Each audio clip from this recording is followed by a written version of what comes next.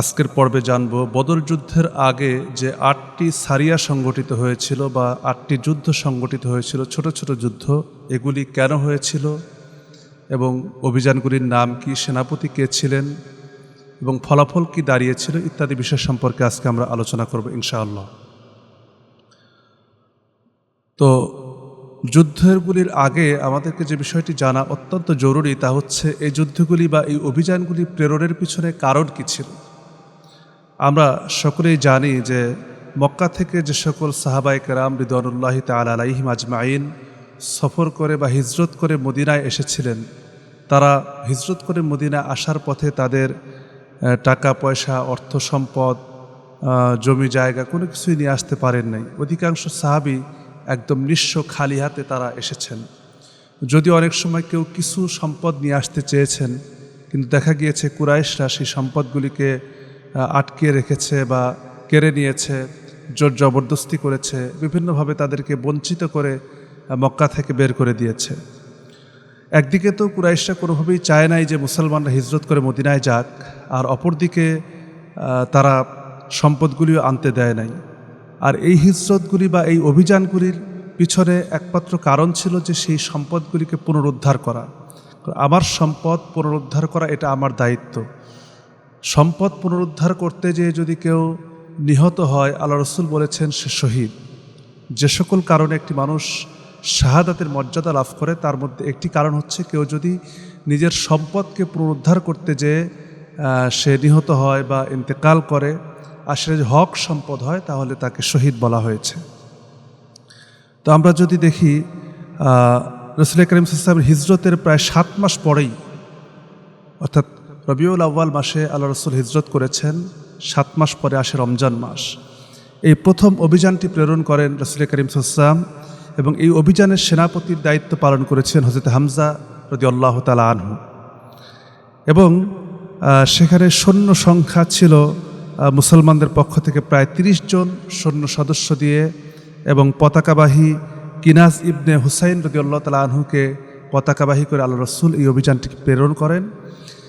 এই অভিযানটি প্রেরণের উদ্দেশ্য ছিল, কারণ হচ্ছে শাম থেকে আবু জাহেলের একটি ব্যবসায়ী কাফেলা প্রত্যাবর্তন করছিল এবং সেই ব্যবসায়ী কাফেলাকে প্রতিহত করা এবং তাদের সেই কাফেলায় যে মুসলমানদের মক্কায় রেখে যাওয়া সম্পদগুলি সেই কাফেলার মধ্যে ছিল, সেই সম্পদকে পুনরুদ্ধার করার জন্যই আল্লাহ রসুল হযরত হামজার নেতৃত্বে এই অভিযানটি প্রেরণ করেন।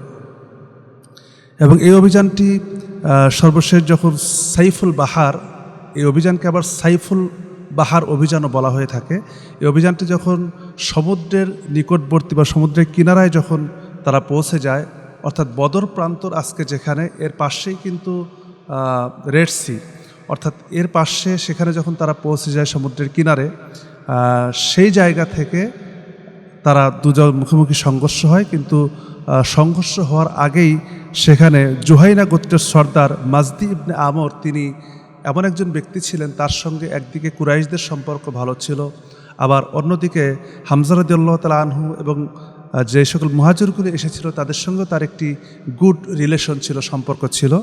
এজন্য সে চেয়েছিল যে দুই দলের মধ্যে যেন সংঘর্ষ না হয়, এবং সে দুই দলের সঙ্গে কথা বলে এবং দুটি বাহিনীর সঙ্গে কথা বলে একটি সমঝোতার মাধ্যমে তাদেরকে মক্কাবাসী আবু জাহেলের কাফেলাকে মক্কায় পাঠিয়ে দেয় এবং হামজা রাদিয়াল্লাহু তাআলার কাফেলাকে তারা মদিনায় চলে আসেন। এজন্য এই বাহিনীতে কোনো সংঘর্ষ হয়নি।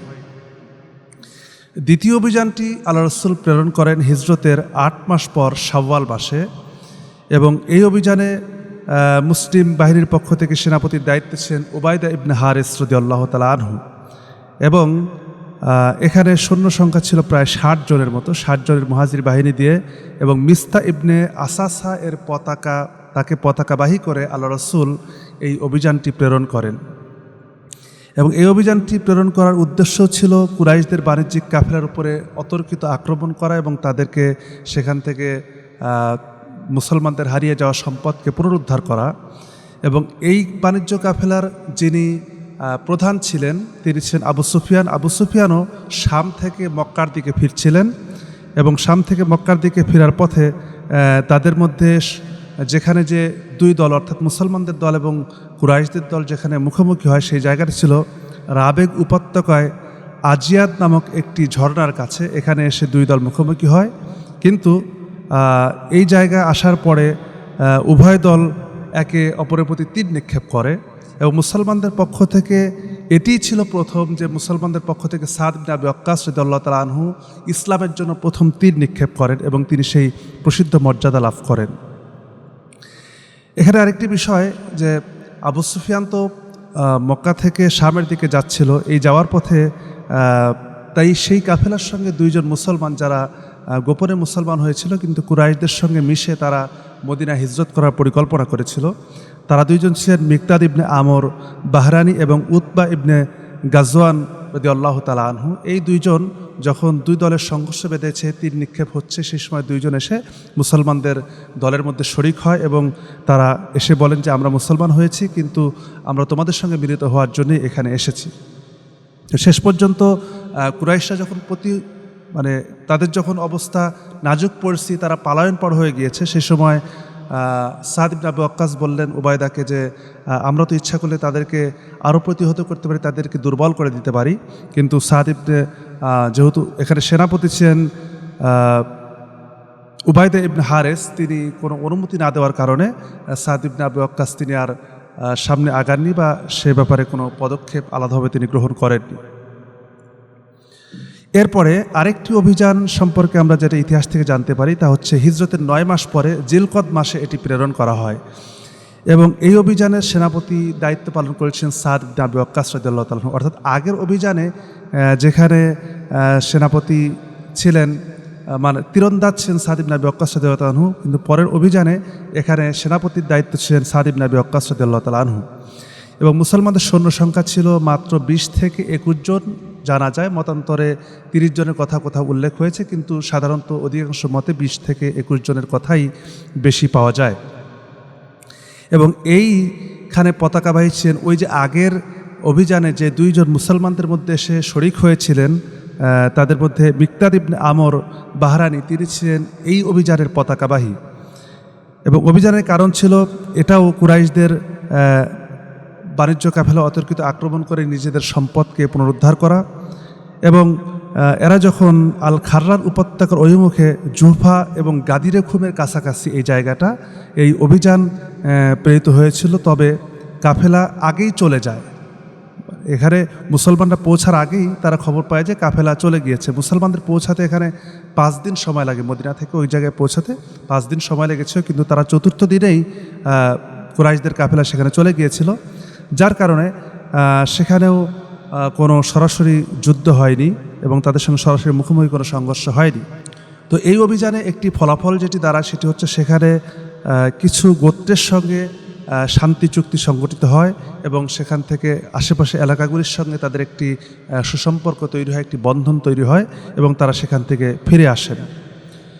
এবং আরেকটি অভিযান যেটি পাওয়া যায় সেই অভিযান হচ্ছে আবওয়ার যুদ্ধ বলা হয়ে থাকে এটাকে, এবং এই অভিযানের সেনাপতির দায়িত্বই পালন করেছেন স্বয়ং রাসূল করিম সাল্লাল্লাহু আলাইহি ওয়াসাল্লাম। অর্থাৎ ইসলামের ইতিহাসে যতগুলি যুদ্ধ হয়েছে তার প্রথম যে যুদ্ধে আল্লাহ রাসূল নিজে স্বয়ং সেনাপতির দায়িত্ব পালন করেছেন সেটি হচ্ছে এই আবওয়ার যুদ্ধ বা ওয়াদ্দান যুদ্ধ বলা হয়েছে এটাকে। এবং এই যুদ্ধে মুসলমানদের পক্ষ থেকে সেনাবাহিনীর সংখ্যা ছিল প্রায় 60 জনের মতো, 60 জন সৈন্য নিয়ে। এবং এই যুদ্ধে যিনি পতাকাবাহীর দায়িত্ব পালন করেন তিনি আল্লাহ রাসূলের চাচা হযরত হামজা রাদিয়াল্লাহু তাআলা আনহু। তিনি তার পতাকাবাহী হয়ে সরাসরি আল্লাহ রাসূলের সঙ্গে এই যুদ্ধে অভিযান গমন করেন। এবং এই অভিযানের কারণও কিন্তু ছিল কুরাইশদের বাণিজ্য কাফেলা আক্রমণ করা। এবং তারা যখন আবওয়া নামক অথবা কোনো বর্ণনা ওয়াদ্দান নামক এলাকায় পৌঁছন, সেখানে যাওয়ার পরে জানতে পারেন যে কুরাইশের কাফেলা যে বাণিজ্য কাফেলা ছিল তারা আগেই সেখান থেকে জানতে পেরে, অর্থাৎ মুহাম্মদ সাল্লাল্লাহু আলাইহি ওয়াসাল্লাম যে তিনি সেনাপতি হয়ে এখানে আসছেন এটা জানতে পেরে তারা সেখান থেকে পালিয়ে যেতে সক্ষম হয়।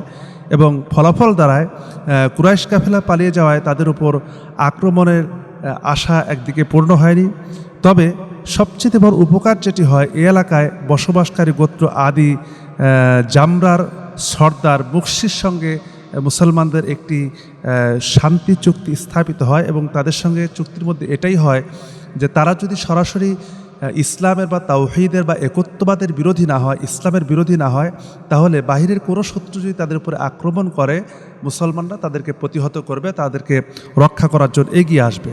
কিন্তু ধর্মীয় কোনো কারণে যদি তাদের উপরে কেউ আক্রমণ করে সেক্ষেত্রে মুসলমানরা এগিয়ে আসবেন, যার কারণে তাদের সঙ্গে একটি শান্তি চুক্তি সম্পাদিত হয়। এবং মুসলমানদের সঙ্গে এটাও চুক্তি হয় যে যদি কখনো মুসলমানরা অতর্কিত আক্রমণের শিকার হয় অন্য কারো দ্বারা, তাহলে তারা সেখানে কারো পক্ষ অবলম্বন না করে নিরপেক্ষ ভূমিকা পালন করবে। পরবর্তীতে এরকমটাই হয়েছিল, যার কারণে পরবর্তী যুদ্ধগুলি বিভিন্ন জায়গায় মুসলমানদের বিজয় অর্জন করা সহজ হয়েছিল। এরপরে যে অভিযানটির কথা আমরা জানতে পারি ইতিহাস থেকে, সেটি হচ্ছে বুয়াতের যুদ্ধ। এই যুদ্ধেও আল্লাহ রাসূলের হিজরতের প্রায় 13 মাস পরে পরবর্তী বছর রবিউল আউয়াল অথবা রবিউল সানি মাসের শুরুর দিকে অথবা রবিউল আউয়াল মাসের শেষের দিকে সংগঠিত হয়েছিল বলে এটি জানা যায়। তো এখানেও সেনাপতির দায়িত্ব পালন করেছিলেন সরাসরি রাসূল করিম সাল্লাল্লাহু আলাইহি সাল্লাম। আর কুরাইশদের পক্ষ থেকে বাণিজ্য কাফেলার যিনি প্রধান ছিলেন তিনি ছিলেন উবাইয়া ইবনে খালফ, অর্থাৎ ইসলামের চূড়ান্ত দুশমনদের মধ্যে যে একজন, যে হযরত বেলাল রাদিয়াল্লাহু তাআলা আনহুকে সবচেয়ে বেশি কষ্ট দিয়েছিল, সেই উমাইয়া ইবনে খালফ ছিল এই বাহিনীর নেতৃত্বে। এবং এখানে মুসলমানদের সৈন্য সংখ্যা ছিল প্রায় 200 জন, অপরদিকে কুরাইশদের সৈন্য সংখ্যা ছিল মাত্র 100 জন। এবং এই যুদ্ধেও যিনি মুসলমানদের পক্ষ থেকে পতাকা ধারণ করেন তিনি ছিলেন সাদ ইবনে আবি ওয়াক্কাস রাদিয়াল্লাহু তাআলা আনহু। এবং অভিযানের কারণ ছিল এটাও কুরাইশদের কাফেলাকে প্রতিহত করা। এবং তারা যখন বুয়াত এলাকায় যখন তারা পৌঁছে যান, বুয়াত অভিমুখী, এখানে যাওয়ার পরে মুসলিম বাহিনী তারা রওনা হয়েছেন। এবং এ খবর তারা গোয়েন্দা আগেই, অর্থাৎ উমাইয়া ইবনে খালফ সে আগেই গোয়েন্দা পাঠিয়ে দিয়েছিল, দেখো কোনো দিক থেকে শত্রুর আক্রমণ আছে কিনা। এটা যখন তার কাছে গোয়েন্দা খবর পৌঁছে যায় যে না, মুসলমানরা এদিকে আসছে এবং আল্লাহ রাসূলের নেতৃত্বে আসছে, তখন তারা সেখান থেকে অন্য রাস্তা ধরে তারা আগেই পালিয়ে যায়, যার কারণে তাদের সঙ্গে সরাসরি মুখোমুখি কোনো সংঘর্ষ হয়নি। এবং নবী করিম সাল্লাল্লাহু আলাইহি ওয়াসাল্লাম নবুয়াতের বুয়াতে পৌঁছানোর পর জানতে পারেন যে তারা আগেই চলে গিয়েছে। এজন্য তিনি সে এলাকার, বুয়াত এলাকার আশেপাশে যে গোত্রগুলি ছিল তাদের সঙ্গে আল্লাহ রাসূল একটি চুক্তিবদ্ধ করেন এবং তাদের সঙ্গে একটি সন্ধি বিনিময় করেন। অর্থাৎ আমরা যে এখন যে অভিযানগুলি দেখছি, অভিযানগুলি কিন্তু অধিকাংশই আমাদেরকে একটি পররাষ্ট্রনীতির শিক্ষা দেয়। অর্থাৎ বিশ্বের পররাষ্ট্রনীতিগুলি কিন্তু ঠিক এভাবেই চলে। কোথাও যাওয়ার পরে, কোনো একটি বাহিনী যাওয়ার পরে সেখানে তারা চেষ্টা করেন যে সে এলাকায় বা সেই দেশের সঙ্গে, পার্শ্ববর্তী রাষ্ট্রের সঙ্গে একটি সুসম্পর্ক গড়ে তোলা যায় কিনা, এবং সেটি হবে ন্যায্যতার ভিত্তিতে।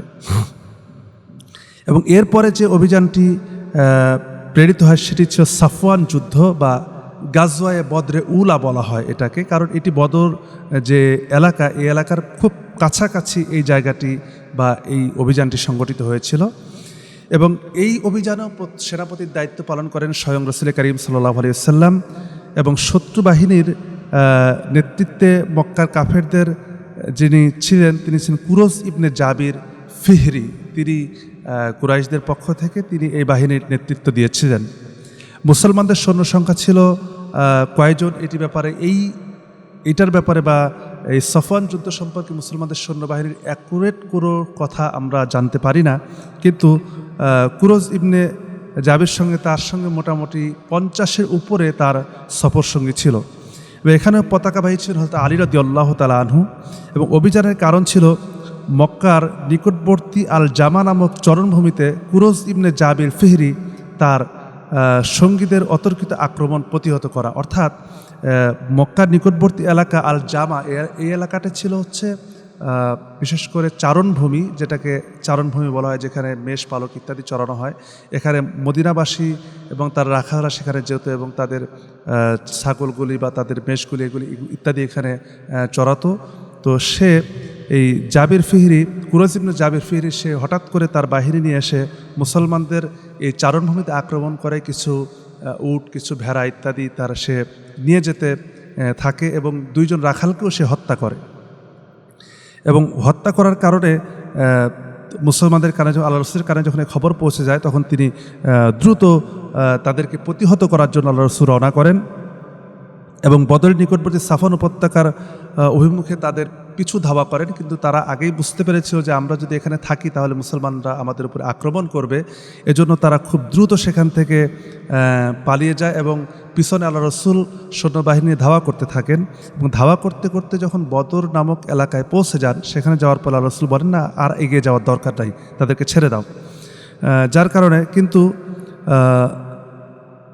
এটার পিছনে কারণ ছিল যে আল্লাহ রাসূল বুঝতে পারলেন যে তারা তো যতদূর চলে গিয়েছে, সামনে তো আমাদের শত্রু বাহিনী আছে, তাদের বাহিনী যদি আবার সামনে থেকে বেশি আক্রমণ করে তাহলে মুসলমানদের ক্ষতির সংখ্যা বেশি হবে। এই জন্য আল্লাহ রাসূল তাদেরকে ছেড়ে দেন এবং এই যুদ্ধটাও তাদের কারণে যদি মুসলমানদের ক্ষতি হয়েছিল, কিন্তু তাদের সংঘর্ষে সরাসরি সংঘর্ষ সম্ভব হয়নি। এছাড়াও আরেকটি অভিযান যেটি পরবর্তী যে অভিযানগুলির মধ্যে অত্যন্ত গুরুত্বপূর্ণ, সেটি হচ্ছে জুল উসায়রা অভিযান বা জুল উসায়রার যুদ্ধ বলা হয়।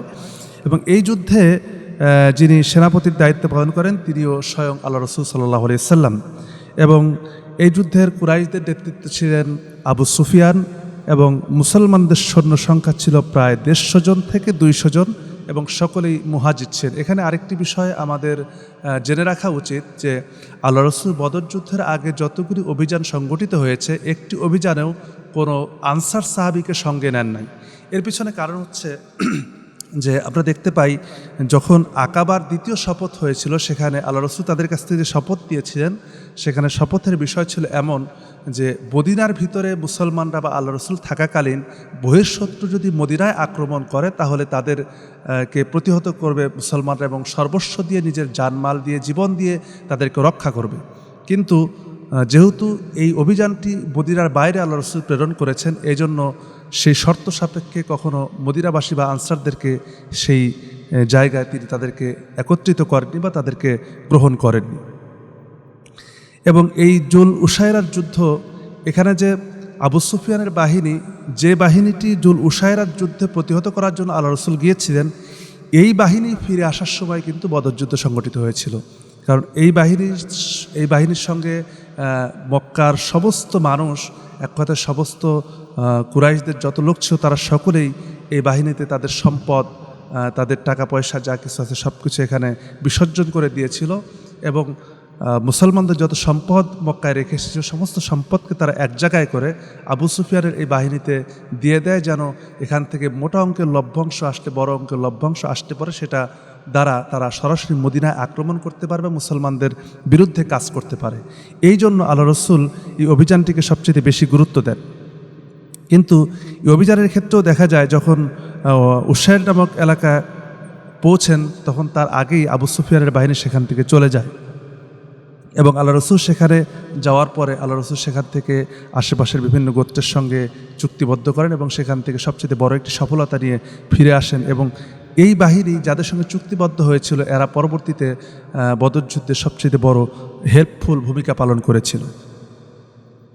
এবং সর্বশেষ বদর যুদ্ধের আগে যে অভিযানটি প্রেরণ হয়েছিল সেটি হচ্ছে আবদুল্লাহ ইবনে জাহাশের অভিযান। এবং এই যুদ্ধেও সেনাপতির দায়িত্ব পালন করেছেন সরাসরি আবদুল্লাহ ইবনে জাহাশ রাদিয়াল্লাহু তাআলা আনহু। এবং এখানে মাত্র সৈন্য সংখ্যা ছিল খুব বেশি না, মাত্র 12 জন সৈন্য নিয়ে তিনি এই অভিযান প্রেরণ করেছিলেন। এবং এই অভিযানে পতাকাবাহী কে ছিলেন এ ব্যাপারে মূলত ইতিহাসে সঠিক কোনো সমাধান পাওয়া যায় না। এবং অভিযানের কারণ ছিল এখানে কুরাইশদের সন্ধান করা এবং তাদের সার্বিক অবস্থা সম্পর্কে অবহিত করা। বাতনে নাখলাতে পৌঁছে কুরাইশদের যে কাফেলা সেদিক দিয়ে যাচ্ছে সেটা সন্ধান করা এবং সার্বিক অবস্থা সম্পর্কে মুসলমানদেরকে জানানো যে তারা কিভাবে ব্যবসা বাণিজ্য করছে এবং তাদের সার্বিক খোঁজখবর নেওয়া। এবং সেখানে যাওয়ার পরে তারা দুদল মুখোমুখি হন। সেই সময়টা ছিল রজব মাস, অর্থাৎ এটা রজব জুমাদুল সানি অর্থাৎ জুমাদুল উখরার মাসের শেষ তারিখ অথবা রজব মাস, এটি দিয়ে সাহাবায়ে কেরামদের মধ্যে দুদলের মধ্যে একটি বিতর্ক তৈরি হয় যে এটি হারাম মাসের মধ্যে পড়ল কিনা বা হারাম মাসে যুদ্ধ করা যাবে কিনা। এ ব্যাপারে যখন তাদের মধ্যে সাহাবায়ে কেরামের মধ্যে দুই দলের মধ্যে একটি বিতর্ক তৈরি হয়, একদল সাহাবায়ে কেরাম বললেন যে না, আমরা তাদেরকে অবশ্যই আক্রমণ করব। তো আক্রমণ করার পরে তখন কুরাইশদের 2 জনকে সেখান থেকে গ্রেফতার করে নিয়ে আসা হয় এবং অনেক গনিমতও সেখান থেকে সংগ্রহীত হয়। সেই গনিমতগুলি নিয়ে যখন মদিনায় আসেন, মদিনায় আসার পরে আল্লাহ রাসূল সাল্লাল্লাহু আলাইহি ওয়াসাল্লাম কে কয়েকজন সাহাবী বলছেন, ইয়া রাসূলুল্লাহ, আমাদের তো এই যুদ্ধটা আল্লাহ তাআলা যে মাসকে হারাম করেছেন সেই মাসে তো এই যুদ্ধটা সংগঠিত হয়ে গেছে, এখন আমাদের এই গনিমতগুলি কি আমাদের জন্য এটি কল্যাণকর হবে বা উপকার হবে? আল্লাহ রাসূল সাল্লাল্লাহু আলাইহি ওয়াসাল্লাম তখন তিনি প্রথম পর্যায়ে অসন্তুষ্টি প্রকাশ করেন যে তোমরা কেন এই কাজ করলে।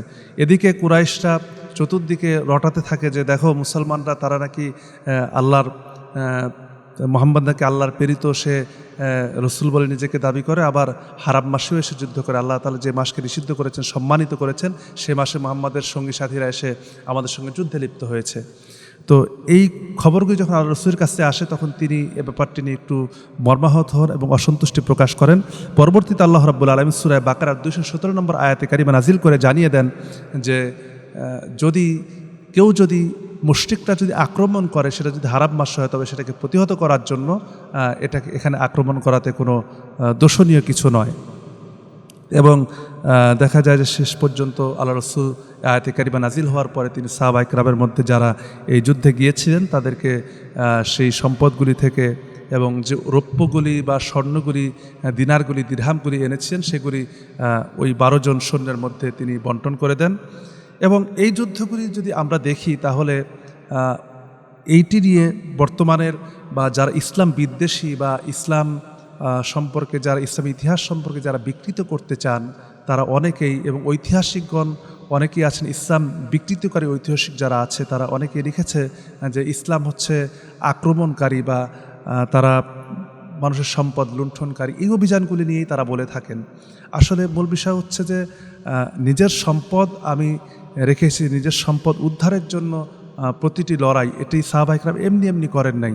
কারণ তারা জানতেন যে তারা এই ব্যবসা বাণিজ্যগুলির মাধ্যমে বা এই রুটে যাওয়ার মাধ্যমে তারা মূলত যে সম্পদগুলি অর্জন করবে বা যা হাসিল করবে, এটি পরবর্তীতে মুসলমানদের বিপক্ষে ব্যয় করবে। তো যেটি আমার বিপক্ষে ব্যয় হবে সেটাকে প্রতিহত করার জন্য এগিয়ে যাওয়া, সেটার ব্যাপারে পদক্ষেপ নেওয়া, এটি প্রত্যেকটি মুসলমানের ইমানি দায়িত্ব। সেই দায়িত্ব থেকেই সাহাবা ইকরাম এবং আল্লাহ রসুল মূলত এই অভিযানগুলি প্রেরণ করেছেন। এই জন্য এখানে বিতর্কিত হওয়ার বা বিতর্কিত করার কোনো মানে নেই। আল্লাহ রাব্বুল আলামিন আমাদেরকে বোঝার এবং এই 8টি অভিযান সম্পর্কে যে আমরা জানলাম, এবং প্রত্যেকটির পিছনেই কিন্তু কারণ ছিল নিজেদের সম্পদকে উদ্ধার করা। এজন্য সম্পদ উদ্ধারের ব্যাপারে আমি প্রথমেই হাদিস বলেছি। তো এজন্য এবং আল্লাহ তাআলাও বলেছেন যে তোমরা নিজেদের যেই আল্লাহ পাক যে তোমাদেরকে যে সম্পদ দিয়েছেন এটার ব্যাপারে এটাকে রক্ষা করা হচ্ছে প্রত্যেকটি মুসলমানের দায়িত্ব, ইমানি দায়িত্ব। সেই দায়িত্ব থেকেই সাহাবা ইকরাম গিয়েছেন। তো আল্লাহ পাক আমাদেরকে বোঝার এবং এখান থেকে শিক্ষা গ্রহণ করার তৌফিক দান করুক। আল্লাহুম্মা আমিন। ওয়া আখির দাওয়ানা আলহামদুলিল্লাহি রাব্বিল আলামিন। আসসালামু আলাইকুম ওয়া রাহমাতুল্লাহ।